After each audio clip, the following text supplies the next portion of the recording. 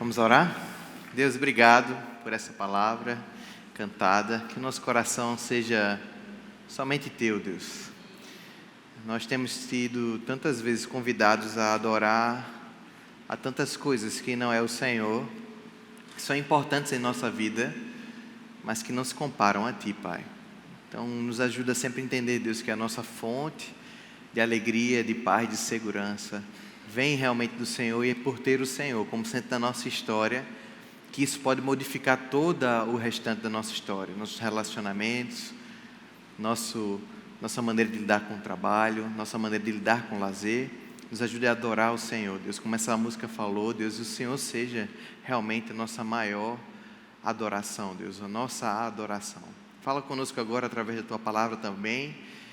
Revela, Deus, aquilo que é tão importante para a gente entender e ter mudança, Deus, através do Teu Espírito.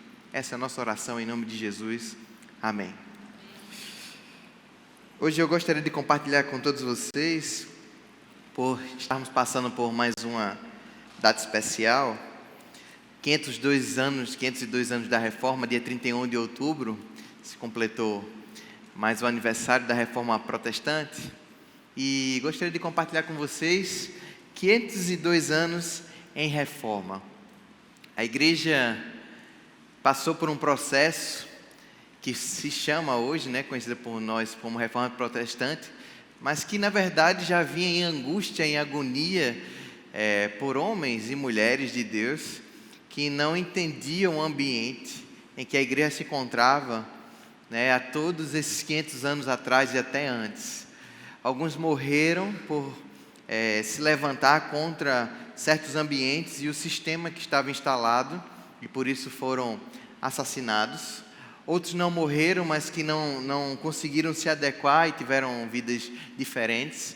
E uma dessas pessoas era o Martinho Lutero, um monge que já tinha saído da realidade local onde ele estava, não se adequando à igreja da maneira como estava a igreja católica romana da Alemanha. Ele tinha saído para um monastério, buscando ser um homem diferente, buscando ter uma vida diferente, buscando ter uma vida mais isolada, mais contemplativa, mais dedicada. E a sua biografia, e alguns estudiosos falam que como ele se sentia insatisfeito, como ele se sentia atacado, como ele se sentia indigno. Não havia, mesmo ele fazendo esse movimento de saída daquela igreja que tinha tantos problemas, a própria vida dele era tida como insatisfeita. Ele sentia, próprio diabo, ele contava, dizendo como ele era sujo, como ele era ímpio, como ele era vão, vil. E então ele se sentia a pior pessoa do mundo. Orava, fazia penitência, fazia tudo o que era necessário, já estava recluso, e mesmo assim não conseguia ser o homem tão bom para se apresentar a Deus. Então ele se sentia dentro de um sistema que estava corrompido, mas ao olhar para ele, ele se sentia também tão sujo e corrompido. E ele ficava pensando, como fazer para ser aceito por Deus? Como fazer para ser uma pessoa amada por Deus? Como ser uma pessoa santa? Até que, estudando as Escrituras, lendo a palavra, buscando justiça, ser alguém justo, ser alguém que pudesse se apresentar como justo e poder envergonhar Satanás, poder se sentir digno e poder apresentar algo a Deus, ele leu o texto muito conhecido de Romanos 1, 16 e 17, especialmente o finalzinho do versículo 17, que diz que o justo viverá pela fé. Quando Paulo escreve, que é uma releitura, uma aplicação do que está escrito em Abacuque, ele entende pela primeira vez que a justiça de Deus, ela é dada como um presente de Deus. A justiça não é algo conquistada por nós. A justiça é algo doada por Deus. A justiça é algo colocada em nós, ela é recebida por nós, ela é uma dádiva, ela não é conquistada por nós. Isso foi a transformação na vida desse homem. diante de um ambiente em que era necessário comprar certas coisas para se sentir livre, livre do medo da morte, livre do inferno. Você precisava comprar certas indulgências para poder ficar em paz com Deus. Naquele dia, Martinho Lutero descobriu que a paz com Deus foi dada através de Jesus Cristo. Jesus, a justiça de Deus, foi dada em presente para mim e para você. E o que eu e você precisa fazer para isso? Receber. Tudo mudou na vida desse homem, desse monge augustiniano, que precisava fazer tudo para se sentir aceito naquele dia, como um passe de mágica, mas não foi um passe de mágica, mas foi como receber o Espírito Santo, de fato. Ele se sentiu aceito, amado, salvo, porque ele recebeu a justiça de Deus. Isso pode parecer algo simples, mas revolucionou a Alemanha, a Europa, o Brasil e outros países. A partir desse momento, houve um cisma, que não era tanto a intenção daquele monge, mas que acabou mudando muitas coisas. Ele queria reformar a Igreja Católica, mas a Igreja o expulsou. Tudo começa com esse coração que é alcançado pelo Evangelho. E hoje eu gostaria de falar de maneira rápida com vocês, mais profunda, porque, embora a gente fale sobre as 5 solas, se você já conseguiu, já estudou um pouquinho sobre a Reforma Protestante, e sobre as questões que a Reforma veio conquistando, será que hoje a Reforma, o que aconteceu lá atrás da Reforma Protestante, são os mesmos problemas que a gente está passando hoje? Sim e não. Algumas perguntas de antigamente já não são mais as mesmas perguntas que estão sendo feitas agora. Alguns problemas de antigamente são alguns problemas que estão acontecendo agora. Se passou 500 anos e a igreja, agora protestante, também ganhou muito poder. Tem bastante poder. E aquilo que às vezes a gente criticou, a gente está fazendo também, como igreja. Se a gente viu um poder no clero muito forte, o clero dizendo, olha, eu tenho um poder nas minhas mãos para dar a vida ou tirar a vida. Clero, o poder da igreja misturado com o Estado, o poder da igreja de manipulação da cidade, o poder da igreja, o poder da autoridade eclesiástica, de dizer assim, eu boto você no céu ou no inferno. Isso tanto foi terrível nessa época, e hoje a gente vê muitas vezes dentro da igreja cristã, evangélica, pessoas que também usam o seu poder, o seu prestígio, para também manipular certas circunstâncias. Então precisamos aprender com os erros de outros e poder perceber agora os nossos próprios erros. Então sim, existem questões que aconteceram lá atrás da reforma que se adequam diretamente agora a gente precisa aprender. Mas existem outras coisas que a gente precisa continuar reformando. Existe uma frase muito famosa na reforma, que é a igreja reformada, sempre reformando. E um destaque muito importante que a gente precisa lembrar antes de avançar, em alguns pontos que eu gostaria de trabalhar com vocês, é que a igreja não começou na reforma protestante. A gente pensa assim, as pessoas falam num saudosismo da reforma protestante, mas a igreja começou em Jesus Cristo. Então, a nossa base de fé e prática, onde nós nos inspiramos é em Jesus, que Ele falou, olha, sobre esta pedra, Pedro, eu edificarei a minha igreja. Esta pedra, Pedro, não é Pedro, sobre você, Pedro. Esta pedra, a frase que Pedro tinha dito, tu és o Filho do Deus vivo. Tu és o Filho de Deus vivo, aquele que tem a vida. O que vai ressuscitar é sobre esta pedra, é sobre Jesus que nós edificamos a igreja, na verdade que Deus edificou a igreja dele. Essa é a igreja de Jesus que, em cima dele, em cima da sua história, em cima do seu evangelho, da sua boa notícia de quem ele é, a igreja foi construída. Então a igreja não surgiu na reforma, a igreja surgiu da vinda de Jesus Cristo, da sua morte e ressurreição. Isso é importante se entender.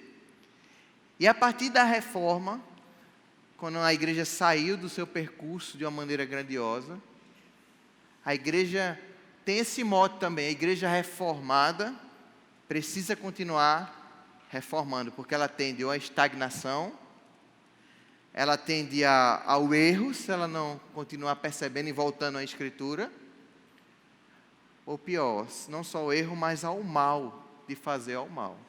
Então eu gostaria de destacar aqui 4 coisas que a gente gostaria ou deveria continuar reformando. Primeira coisa, reformando o coração. A gente falou aqui sobre o texto de Romanos 1, né? Fala o seguinte: não me envergonho do Evangelho, porque é o poder de Deus para a salvação de todo aquele que crê. Primeiro do judeu, depois do grego. Porque no Evangelho é revelada a justiça de Deus. Uma justiça que do princípio ao fim, até o fim, é pela fé. Como está escrito, o justo viverá pela fé. Essa é a verdade do Evangelho que a gente não pode perder. Que a justiça de Deus, ela é declarada na Bíblia, ela vem pela fé. Tem uma coisa que também é muito chocante na Bíblia, e eu já fiz essa ilustração aqui, eu gostaria de fazer novamente, para a gente poder falar rapidamente sobre esse ponto aqui. Eu queria 2 voluntários, não se preocupe, vocês não vão fazer praticamente nada, eu preciso de 2 pessoas aqui para me ajudar, para a gente falar sobre esse princípio importante. Rapidinho, 2 pessoas aqui, obrigado. Muito obrigado. Olha só, está mais bonito o pastor Nelson sem óculos, hein, gente? Agora fez cirurgia. Olha só. Muito bem. Tirem popá aí. Quem ganhou? Ah, pecador miserável, vem para cá. E Jesus Cristo, ó, homem abençoado, tá vendo? Jesus, abre os braços aí, espera um pouquinho, tá certo? Na Bíblia, acontece uma coisa chocante. Eu e Nelson, pecadores miseráveis, pela fé em Jesus, a Bíblia fala que todos os nossos pecados, Isaías 53, nossas dores, nossas angústias, nossos problemas, indignidades foram colocados em Jesus. Tem uma palavra bem estranha, teológica, falada nisso, é imputada em Jesus. Ela é colocada, ela é implantada em Jesus. Na cruz, Jesus recebeu pecado, dores, doenças, tudo o que não presta de nós foram colocados em Jesus.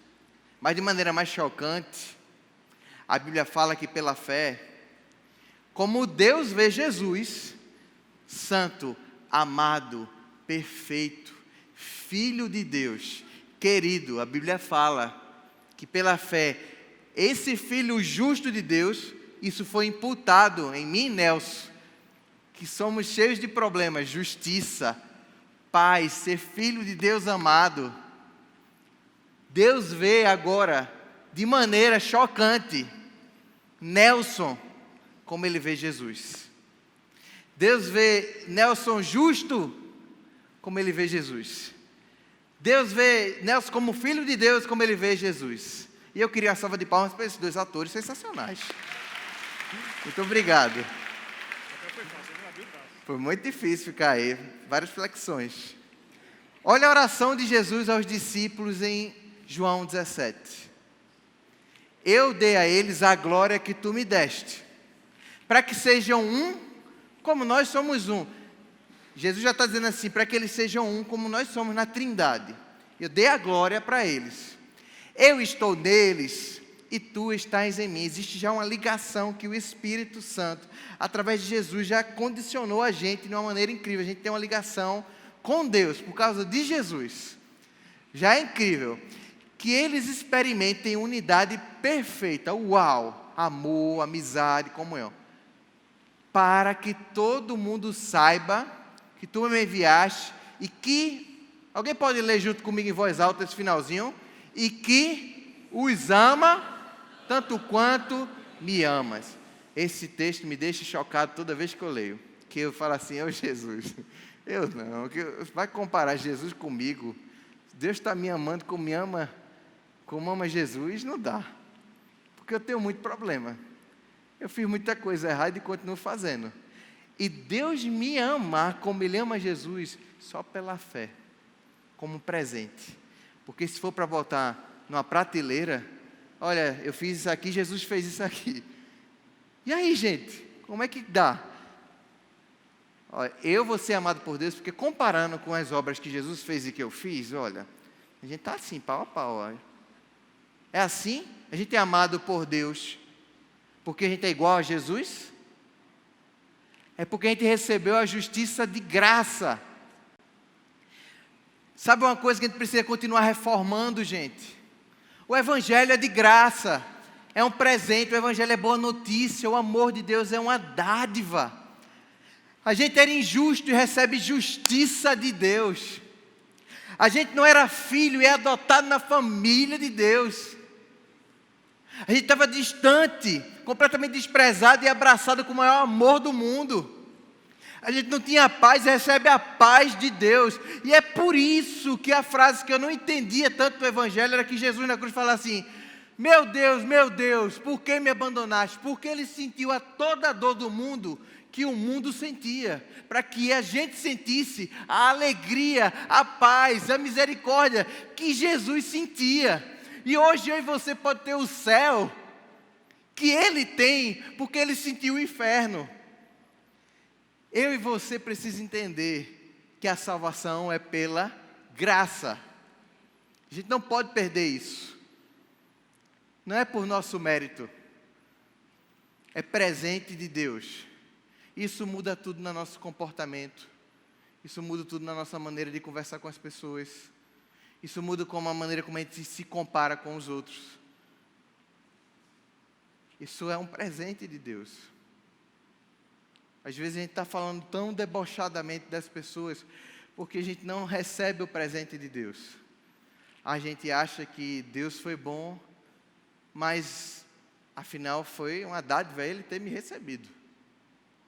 Porque eu sou bom demais. Se a gente precisa continuar reformando em alguma coisa, que a gente precisa lembrar que Deus, em Jesus, sofreu todo o mal do mundo para que a gente pudesse ter sua bondade e ser amado tanto quanto Ele é amado. Isso não só muda a nossa visão pessoal, sobre como a gente se vê como extremamente presenteado, mas como a gente pode ter esperança para toda e qualquer pessoa, porque a salvação é pela graça. Jesus pode salvar qualquer pessoa, porque a dádiva é de Deus, a justiça é dEle. Isso nos dá esperança a caminhar com quem for. Precisamos lembrar disso, não podemos perder isso. A salvação é pela graça. Segunda coisa, precisamos reformar a nossa maneira de andar como Jesus, ser como Jesus. E esse ponto é extremamente importante no sentido de que, olhando para o passado, quando a igreja perde sua vocação, quando a liderança, e todos nós temos papéis de liderança na sociedade, perdem a sua vocação, nós cometemos um crime. O que é que Jesus fala para a gente? Vocês me chamam mestre e Senhor, e com razão, pois eu sou. Pois bem, se eu sendo Senhor e mestre de vocês, lavei-lhe os pés, vocês também devem lavar os pés uns dos outros. Eu lhes dei o exemplo para que vocês façam como lhes fiz. Digo-lhes verdadeiramente que nenhum escravo é maior do que o seu senhor, como também nenhum mensageiro é maior do que aquele que o enviou. Agora que vocês sabem estas coisas, felizes serão se as praticarem. Esse ponto é extremamente importante para a gente lembrar. Qual é a vocação da gente como igreja, como cristão, como líder? Se você olhar direitinho João 13, ele começa chamando a atenção da gente. Quando o Pai deu toda a autoridade do céu para o Filho, Jesus faz um movimento incrível. Quando o Pai dá toda a autoridade e poder para Jesus, a primeira coisa que Ele faz é pegar uma toalha, colocar água numa bacia e lavar os pés dos discípulos. Isso é extremamente poderoso e pedagógico para a gente. Quem tem muito poder Quem recebe muita autoridade precisa servir mais ainda. Porque aquele que tudo pode, tudo tem, usou tudo que podia e tudo que tinha para servir as pessoas. O maior problema que a gente tem até hoje, que as pessoas enfrentam com instituição, com igreja, e com esse amargor, até de muita gente que nem sentiu, é porque as pessoas falam, é porque quando vocês conseguem um poder, ou quando alguém tem esse poder nas mãos, oprime, machuca, usa. E a gente não aprendeu a ser semelhante ao nosso mestre, quando isso acontece. Porque o discípulo não é maior do que o seu Senhor. E Jesus usa isso em outras maneiras. Por exemplo, se eu fui perseguido, se eu sofri, por que você não vai sofrer? Por que você não vai sofrer? O discípulo não é maior do que o seu Senhor. Nós temos uma vocação, nós temos um chamado, nós temos um convite de Jesus, que é servir as pessoas. Quem mais é dado, mais será cobrado. E quanto mais nós temos, mais capacidade nós temos de doar. A igreja, durante muito tempo, foi reconhecida pelo seu tomar, em um certo nível da história. Mas nós precisamos ser reconhecidos por ser semelhante ao mestre que tudo deu, para que aqueles que não tinham pudessem ter. Jesus, o apóstolo Paulo escrevendo em Coríntios, fala que aquele que era rico se fez pobre, para que os que fossem pobres fossem ricos. Jesus, ele muda a nossa concepção do que é poder. A gente viu aqui, no texto também que lemos, que aquele que é líder realmente, que está acima, vai para o último. Por quê? Porque está em paz e consegue servir. Irmãos, a gente precisa reformar, deixar Deus reformar o nosso coração. Esse é um ponto muito frágil. Quando a gente não entende o nosso papel, a gente acaba machucando as pessoas, mas quando a gente entende, a gente abençoa tanto. A gente é uma árvore frutífera quando a gente entende o nosso chamado. A gente não pode perder a vocação de servir, de cuidar, de amar e de sair do holofote. De sair, de dizer assim, não, é para mim, eu que estou ganhando agora a condição, dinheiro, é para mim, é para o meu bem-estar, é para a minha zona de conforto. O Filho do Homem não veio para ser servido, mas para servir a todos. Esse é o nosso chamado. E quando fazemos isso, há verdadeira transformação e revolução no mundo. Não essa revolução que as pessoas esperam política, mas a revolução da transformação de vidas. Precisamos continuar reformando dessa maneira.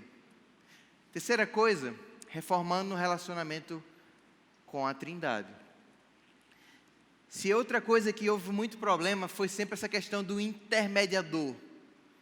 De alguém que se colocava à frente, como alguém que era um impasse para o nosso relacionamento para com Deus, do relacionamento para com o divino, do relacionamento para alcançar uma bênção. E precisamos sempre lembrar que, ao olhar as Escrituras e lembrar do que a Bíblia fala, isso é uma das maiores revoluções que existem. Quando Jesus vem e já se prenuncia na profecia de vários profetas, de que ninguém vai precisar ensinar o seu irmão, por exemplo. Por quê? Porque a palavra do Senhor estará bem perto de ti, na tua própria boca, no teu coração. Jeremias, por exemplo, escreve sobre isso. Como o Espírito Santo estaria sobre nós e o nosso acesso seria direto ao Pai. A respeito disso, João, escrevendo em Apocalipse, diz: João às 7 igrejas da província da Ásia: a vocês graça e paz da parte daquele que é, que era e que há de vir, dos 7 Espíritos que estão diante do seu trono, e de Jesus Cristo, que é a testemunha fiel, o primogênito dentre os mortos, e o soberano dos reis na terra. Ele que nos ama e nos libertou dos nossos pecados por meio do seu sangue, e nos constituiu reino e sacerdotes para servir a seu Deus e Pai. A Ele sejam glória e poder para todos sempre. Amém. No reino de Deus, não existem nada menos do que todos são sacerdotes. Todos são parte do seu reino. E quem faz parte do reino de Deus tem acesso ao rei. Quem é sacerdote tem acesso a Deus. Nós não temos dificuldade com Deus. Nós precisamos parar de ter esse nível de dependência, às vezes, que a gente cria com a religião, com a igreja, com a liderança. O que a Bíblia fala em Efésios capítulo 4? Que todo líder que está na igreja, ele tem um chamado, que é de servir para capacitar os santos para a obra do ministério. Efésios capítulo 4, Paulo escreve que uns foram chamados para apóstolos, outros para mestres, outros para pastores, outros para evangelistas. E qual é o chamado dessas pessoas? Edificar o corpo de Cristo, os santos, para a obra do ministério. Porque todos, na verdade, temos obras do ministério na cidade, no mundo de Deus. Porque todos somos sacerdotes do Senhor. Então precisamos sempre parar desse negócio de pensar de mundo sagrado, igreja, mundo secular, cidade, trabalho. Somos sacerdotes do Senhor. Eu estou agora aqui recebendo a palavra de Deus com o pastor Tiago. A palavra de Deus está aqui, gente. Eu só estou falando dela, porque você, da mesma forma que está tendo acesso comigo agora, você vai ter, daqui a pouco, se chegar em casa e abrir ela, amanhã de manhã. Você tem acesso a essa palavra tanto quanto eu tenho. Agora, Deus me deu um chamado e é um privilégio, como você talvez tenha um chamado do seu trabalho, meu chamado foi pedir a Deus orientação para te edificar mais, para te ajudar na obra do teu ministério. Mas o nosso acesso é igual. Nosso acesso a Deus é igual. Nós temos o mesmo entrada. Eu não recebi cartão VIP. Tu recebeu, Nelson? Eu não tenho. Ninguém tem. Aliás, todos nós temos, pelo sangue de Jesus. E a gente precisa entender isso, porque ninguém aqui é especial, melhor do que alguém. Todos somos especiais diante de Jesus e temos um chamado diante da cidade. Seja aonde Ele chamou. E precisamos exercer isso, para parar de fazer essa vida de dualismo. Aqui eu sirvo, aqui não dá, aqui é para Deus, aqui não é. Tudo é para a glória de Deus. Minha atividade é tão santa quanto a sua, porque eu sirvo ao mesmo Deus que você serve. Amém? E essa é a verdade. Se a gente ler a Bíblia e buscar a voz de Deus e se integrar e ver a vida como ministério, Deus vai usar todo mundo de uma maneira intensa. E cada um na sua vocação. Mais uma coisa, estamos chegando no final, é reformando a cidade. Já que a gente falou sobre ser sacerdote, as pessoas como Martinho Lutero, que estavam revoltadas com a instituição, ou não se sentindo tão adequadas, querendo ser melhor, foram para um monastério. A igreja muitas vezes perdeu sua eficiência como instituição. E tantas pessoas criaram inimizade. Se tem uma coisa que a gente precisa continuar reformando, gente, é entender a vocação que Deus deu para a gente, dentro do ambiente onde nós estamos. Jesus, na mesma oração, em João 17, ele fala, não rogo, falando para os discípulos, orando, não rogo que tires eles do mundo, mas que os proteja do maligno. Eles não são do mundo, como eu também não sou. Pai, santifica-os na verdade, a tua palavra é a verdade. Olha só, versículo 18. Podemos ler juntos? Assim como me enviaste ao mundo, eu os enviei. Jesus nos enviou, tão como Ele foi enviado, para amar, servir, se dedicar, se sacrificar. Às vezes a gente pensa que ser crente, ser cristão, é fazer parte de uma rotina religiosa. É vir para um culto, que é algo muito importante. É talvez ler a Bíblia e orar, mas a nossa vida não encontra contato com mais nada fora dela. É uma vida extremamente individualista, eu e Deus. E às vezes nós fazemos parte desses rituais. E não uma vida que ela é cheia do Espírito, como aquele que era o próprio Deus e que viveu a sua vida com 12 homens e com outras pessoas, dedicando a sua vida. Ser cheio de Deus é ter uma vida que a cada dia que a gente recebe dele, seja participando de um culto, de um pequeno grupo, de uma atividade, de uma escola bíblica, a gente sempre se pergunta: Deus, como é que eu vou usar isso para a tua glória?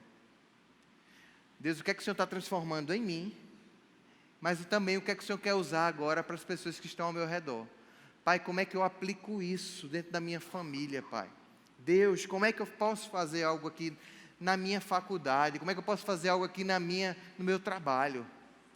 Senhor, existe algo aqui dentro do meu ambiente, no meu contexto, em Boa Viagem, que tem muitas complexidades, muitas doenças, muitos problemas, muita angústia, muita ansiedade. Pai, como é que eu posso ter uma resposta a tanto sofrimento?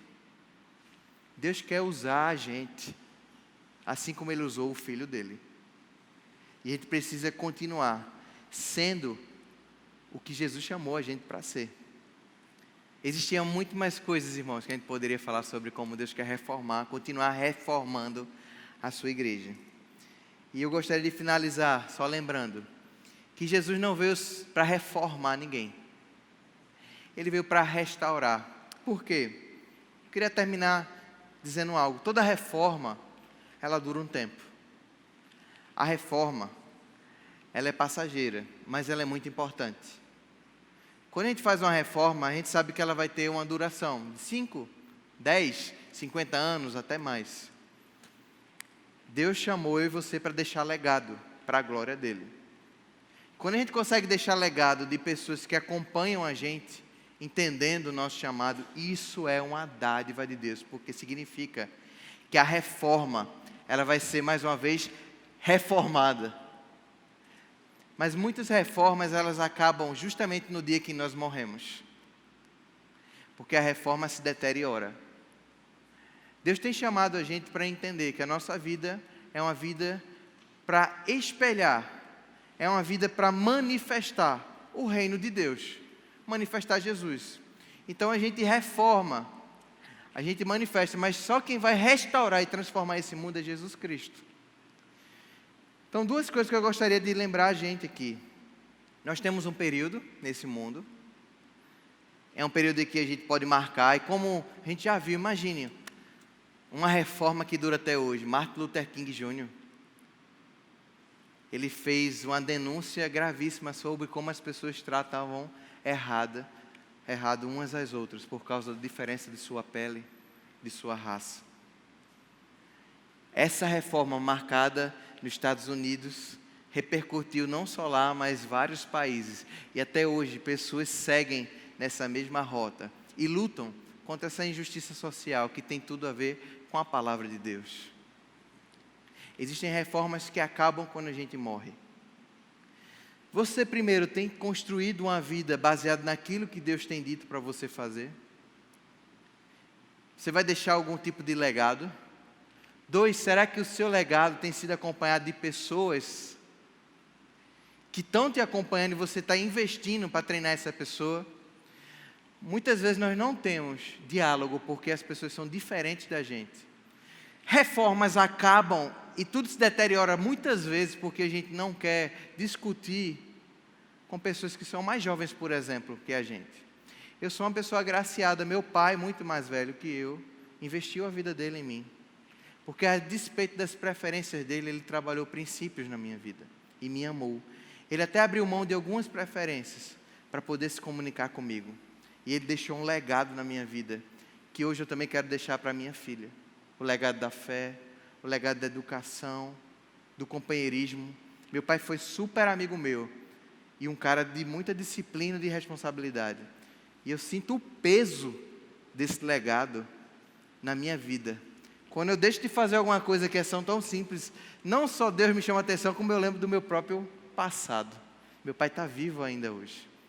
Então ele é um legado que eu ainda consigo conversar. Eu só estou usando esses exemplos para mostrar como a gente tem tanto potencial de fazer muitas transformações. Mas a gente se alegra em glória que apesar de nossos trabalhos podem passar e não ter todo o efeito que a gente gostaria, Jesus vai restaurar esse mundo para a glória dele. Ele vai fazer com que céus e terra vivam aquilo que foi criado para ser. E é por isso que a gente vive reformando para a glória dele. Que a gente possa viver dessa maneira, meus irmãos.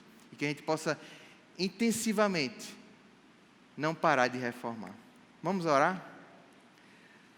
Eu queria convidar você a baixar sua cabeça, fechar seus olhos e antes só perguntar se alguém aqui hoje que nunca entregou sua vida a Jesus, mas esteve aqui e entendeu o chamado de Deus para a sua vida, entendeu o quanto Deus te ama, entendeu que a justiça de Deus foi te entregue como presente, foi de graça realmente, Deus te ama de maneira absoluta, e você quer receber esse presente hoje, porque Deus veio te entregar isso.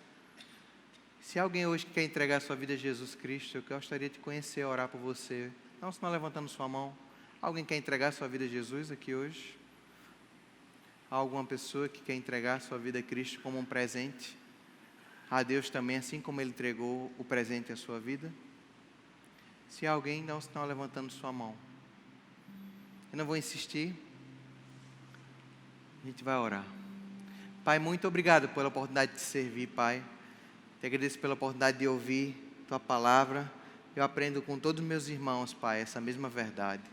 E eu queria te pedir que o Senhor aplicasse ela no nosso dia a dia, Deus, que a gente viva pela graça, Deus, e olhe as pessoas com graça, Pai.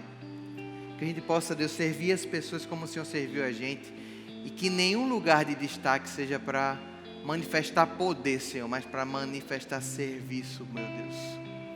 Meu Pai, que a gente possa entender que nós temos um acesso tão grandioso a Ti, Deus.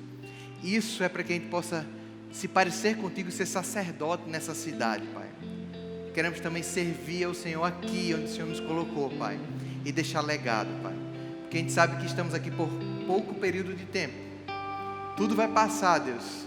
As coisas podem até se deteriorar, mas nós sabemos que o Senhor voltará e fará nova todas as coisas, e será tudo para a Tua honra e glória. Então queremos, enquanto vivermos, sinalizar, Deus, o Teu reino através da nossa vida, através das nossas famílias, através dos nossos trabalhos, Senhor, para que possamos glorificar o Teu nome. É por isso que nós oramos e te pedimos misericórdia e capacitação do Teu Espírito, em nome de Jesus. Amém.